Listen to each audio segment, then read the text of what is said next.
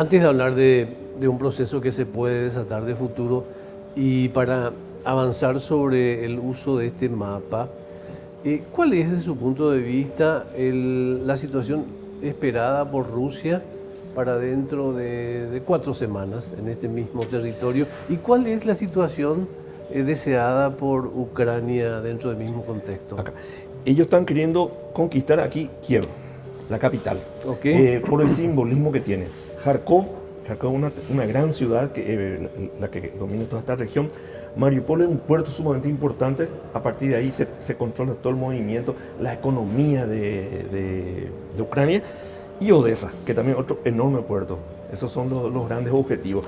La idea es que con eso, si yo domino esos grandes centros económicos, urbanos, caminos, rutas, yo domino el país, sin necesidad de tener que invadir, sin necesidad de tener que ocupar todo el territorio. Ahora, una pregunta con reminiscencia vietnamita. ¿Se toma Kiev, acaba la guerra, pero empieza la guerrilla? Sí, va a continuar. Justamente es lo que le iba a decir. Pongámosle que hay 1000 misiles antitanques. Con una efectividad del 90% son 900 tanques menos. 2000 misiles son 1800 tanques menos. El ritmo de pérdida de tanques, vehículos artillados, transporte personal, camiones de logística, aviones y helicópteros es insostenible para Rusia en el largo plazo.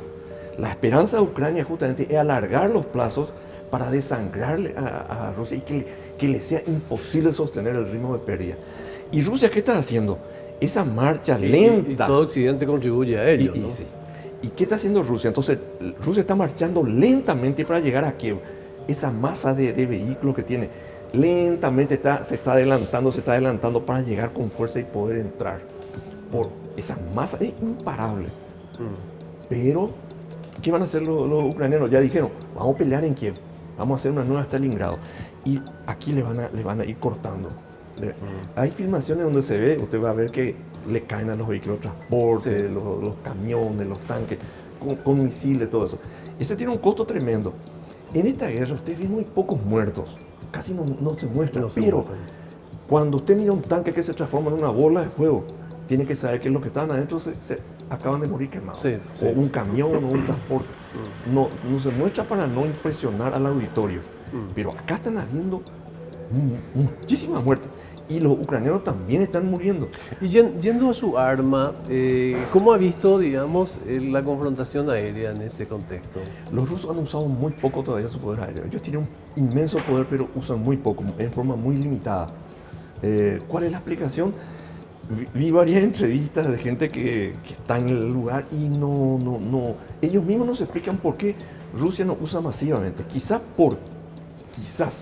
la explicación es de que en el 2014, cuando invaden Crimea, Ucrania estaba muy desorganizada. Ucrania era una posesión soviética. Se independiza cuando cae la Unión Soviética, comienza a formar una estructura de gobierno muy ineficiente. No tienen todavía esa formación, esa organización militar propia, defensa, nada. Cuando le invaden en Crimea, no tienen cómo defenderse. Entonces ellos inician una profunda reforma en sus Fuerzas Armadas, reordenan todo su doctrina, su entrenamiento, con asesoramiento militar de los Estados Unidos y de la Unión Europea.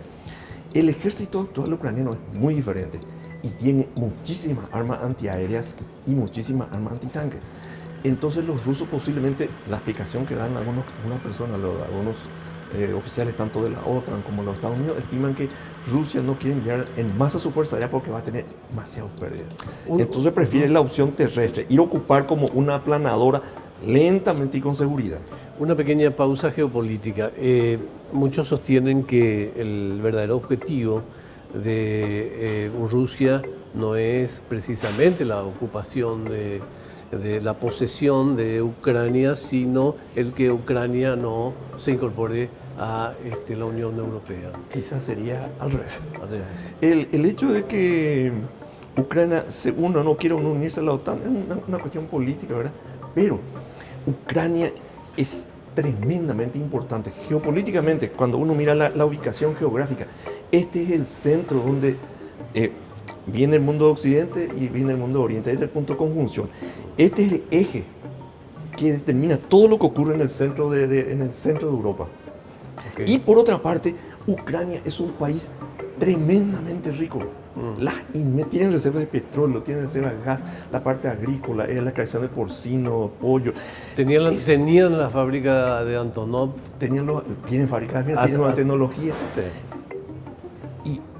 Y realmente el que domina es, por algo se han peleado desde los tiempos de Grecia, se han peleado por la posesión de Ucrania. Ahora, mirando macro, digamos, mirando más a nivel mundial, ¿a qué juega Putin en general? A proyectar el poder de Rusia. Él quiere posicionarle otra vez a Rusia como potencia. Rusia es una potencia pobre relativamente. Su PIB igual que Italia, sin embargo tiene 140 millones de habitantes, tienen tremendas reservas de todo. Y debería ser mucho más rico, debería ser mucho más desarrollada.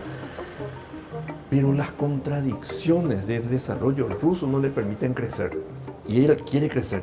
Y seguramente con el expansionismo piensa que se va a ir sumando territorios estratégicos importantes y el poder de Rusia va a crecer.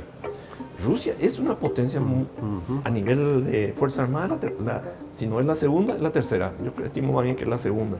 Estados Unidos, Rusia, China continental. Acaba de mencionarlo. ¿Cómo califica el rol de los Estados Unidos en este contexto? Estados Unidos tiene un problema en estos momentos. Vio lo que pasó en Vietnam. 10 años de guerra y no pudieron resolver. Militarmente hablando, Estados Unidos no fue derrotado en Vietnam. En la ofensiva del Tet, todos los atacantes vietnamitas fueron muertos. Pero el público norteamericano no resistió ver en la televisión los ataúdes. Luego viene Afganistán. Durante 20 años pusieron de su parte. Ya en los últimos tiempos ya no peleaban los soldados norteamericanos, peleaban los soldados de Afganistán.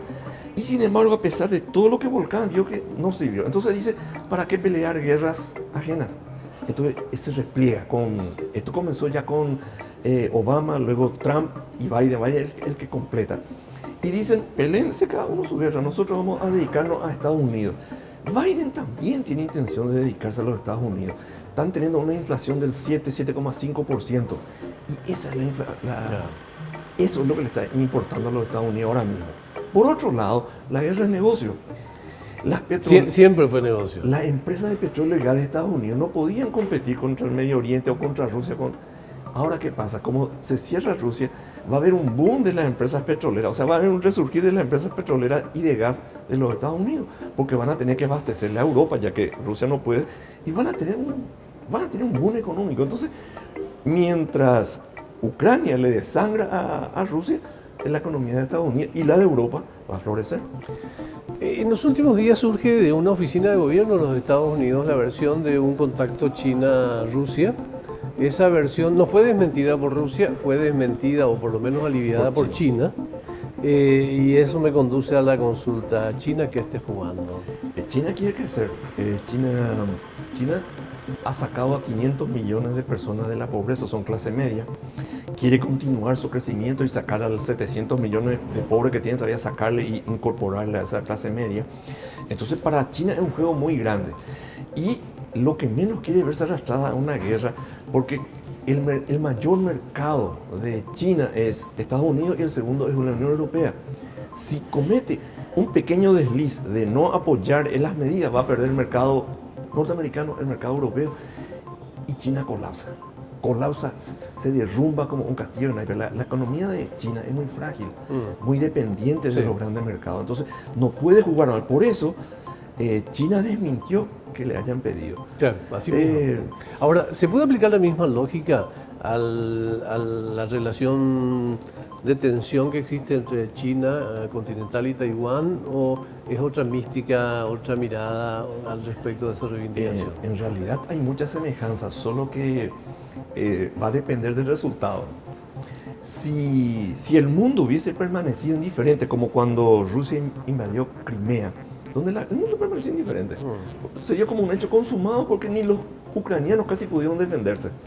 Bueno, pero ahora estamos viendo un pueblo que se levanta y dice, nosotros vamos a resistir. Absolutamente distinto. Bueno, de acuerdo al resultado, si esto le cuesta a Rusia, si Rusia no le puede dominar a Ucrania, entonces China tampoco va a intentarlo. Pues si esto hubiese salido gratis para Rusia, China también hubiese intentado lo mismo con Taiwán. Ocurre que en el pensamiento de los planificadores rusos, esto iba a ser una guerra rápida. Ellos pensaban que Sí. iba a ser como lo de Crimea, Así que en es. 48 horas se iba a dar el cerco de Kiev, en Sumy, Kharkov, Mariupol y Odessa. En 48 horas. Debía haber sido así. La lógica militar te dice que debía haber sido así. Pero los ucranianos estaban preparados. Si uno ve los reportes de guerra, Estados Unidos ya avisó casi un mes antes. Los servicios de inteligencia norteamericanos avisaron que un mes antes que los rusos estaban ya en condiciones de iniciar un ataque. Todo el mundo desmentía, pero podemos suponer que los ucranianos sabían lo que venía y se preparaban. Ahora, volviendo al mapa, ¿qué tiene que pasar para que Europa, ojalá nunca suceda, ¿verdad?, se vea inexorablemente obligada a movilizar a la NATO en esta guerra? No debe ocurrir. Porque ¿Qué- vamos a transformarnos en una piedra radiactiva. ¿Qué tendría que pasar? ¿Tendría que Rusia rebasar las fronteras? Si Rusia, por ejemplo, el apoyo está viniendo desde Polonia, acá desde Hungría, Ujú. y si Rumania no tanto, Rumania está más retirado, ¿verdad? No, todo está fuera, pero Polonia sí, porque Polonia también tiene muchas cuentas entonces, ellos tienen también un... Sí, la guerra siempre es un interés. Sí, no, Y la paz también. pero los polacos tienen un interés personal Sí, muy sí, grande sí, sí. contra los rusos. Hay mucha historia de la matanza de los bosques de Katyn. Claro. No sé si conoces lo que pasó Sí. en Katyn. Katyn está cerca de A ver, Smolensk. Siga con el mapa. Smolensk, si no me equivoco, está por acá en Bielorrusia, aquí más o menos. Cuando los ejércitos rusos le derrotan a los polacos, capturan como 10.000 oficiales. Los oficiales de un ejército son la élite del país, la élite económica, la élite académica, la gente educada. Stalin quería romper esa voluntad de Polonia y ordenó que se los fusile a los 10.000. Fueron ejecutados aquí cerca de Smolensk, en Katyn. Los alemanes en el 44 descubren las fosas. Sacan las fosas, los 10.000 cuerpos fusilados y con balas acá en la cabeza cada uno. Ejecutados. Ejecutado. Y cuando cae la Unión Soviética, uno de los siguientes presidentes de Rusia le entrega como una reparación histórica a Polonia la orden escrita firmada por Stalin, donde ordenaba que se fusile a esos prisioneros polacos, ¿verdad? Entonces Polonia tiene muchas cuentas con Rusia, por eso Polonia le apoya activamente a Ucrania. ¿Qué podría acelerar que la NATO participe? Polonia ya es parte de la OTAN. Entonces, si Rusia llega a atacar, la OTAN va a reaccionar. La posibilidad de un desborde es sinónimo del fin de lo que hasta ahora es una confrontación convencional. Es una confrontación convencional y contenida, porque Rusia no lanzó todo lo que tiene. Sí. Rusia lanzó una parte ínfima. Rusia tiene muchos más recursos. Y lo que está haciendo la OTAN es abastecerle a los polacos para que le desangren a Rusia y a la larga Rusia diga, no me conviene. Así como lo que me pasó en Afganistán, yo no quiero que me vuelva a pasar, me voy a retirar y vamos a negociar. Eso es lo que en el largo plazo uno puede percibir que es lo que se está queriendo. Ya para ir finalizando, ¿va a pintar un nuevo mapa de liderazgos en Europa? Ya se pintó. ¿Y cómo está pintado? Y Putin, la presencia de Putin Digo, es fuerte. pero en Europa Occidental. En Europa Occidental, Alemania va a asumir un gran papel. Francia e Inglaterra siguen siendo las potencias nucleares, porque Alemania no tiene armas nucleares. Pero el ejército alemán se va a modernizar, se va a ampliar, va a tener un papel protagónico mayor. También los franceses y los ingleses, que son potencias nucleares, despertaron de su sueño. Van a tener que asumir un compromiso mayor. ¿Recuerdan lo que decía Donald Trump, lo que le decía a la OTAN? Nosotros somos los que pagamos y ustedes no aportan. Y exigió que Europa dé el 2% de su PIB para la OTAN. Y los países no querían. Ahora van a ser forzados por las circunstancias. Y este es un cambio no solo en Europa, es un cambio global. Y estábamos tendiendo hacia una globalización de los mercados. Ahora vamos a ver una regionalización. El mercado europeo se va a fortalecer, van a fortalecer la fortaleza europea. Estados Unidos también se va a agilar más, se va a fortalecer. Quizá nosotros, Sudamérica, entre dentro de ese ámbito de Estados Unidos. China va a asumir un mayor papel dentro de Asia. y va a competir con Corea del Sur y con Japón por el ámbito. Y Rusia se va a quedar, si es que no negocia, se va a quedar aislada y se va a quedar tremendamente retrasada económicamente. Eso es, y para Putin ya puso todo en la mesa. Él y sus generales ya no pueden retroceder. Si son derrotados y si son malamente derrotados, no tienen futuro político. Por lo tanto, está obligado a negociar. General, finalmente, mirando la región, nuestra región, ¿América Latina está despojada de hipótesis de conflictos que puedan tener cierto volumen? Gracias a Dios, ¿cómo se ve el futuro? Gracias a Dios no hay hipótesis de conflicto internacional. Sí tenemos conflictos internos. Sí. Lo que pasa en Colombia, lo que está pasando en Venezuela, lo que puede pasar acá en Paraguay. Sí. Son hipótesis regionales. Gracias a Dios no tenemos lo que antes había, por ejemplo... Argentina-Chile. Chile-Bolivia, Argentina-Brasil. Y ojalá que se mantenga por mucho tiempo. Y pueden... También lo que sucede en esta región es para nosotros paraguayos, es muy importante. Nosotros no podemos avalar que, en base a lo que está haciendo Putin, surja de nuevo la teoría de las áreas de influencia. Porque nosotros tenemos dos vecinos muy grandes. Sí. Y nosotros no podemos aceptar que se determine un área de influencia. ¿Podría surgir por un efecto de imitación histórica, una tentación a una nueva hegemonía, a tentaciones de hegemonías regionales? Y si esto triunfa, quiere decir que estamos volviendo nuevamente al modelo de balance de poder y de área de influencia. Este es el área de influencia de Rusia, este es el área de influencia de Europa, este es el área de influencia de Estados Unidos.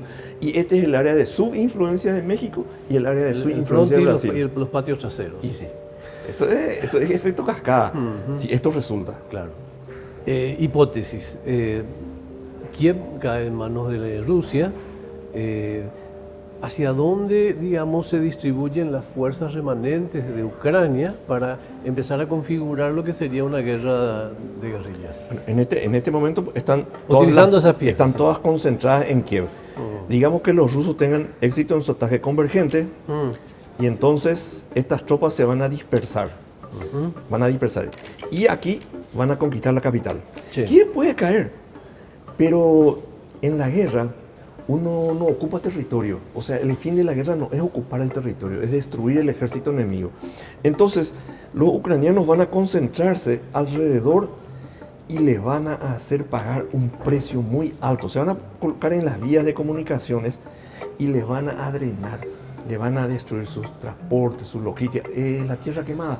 Ellos van a destruir lo que hay en su país, inclusive para que esos ejércitos rusos se queden sin recursos. Eventualmente, entonces, en gran medida, el conflicto se mudaría de los bordes y se concentraría en ese sitio, alrededor de este sitio. Y el objetivo político de Putin es sacar el gobierno y una vez que salió el gobierno de Zelensky, colocar sus propios líderes, vasallos, supeditados a su poder, subordinados a él.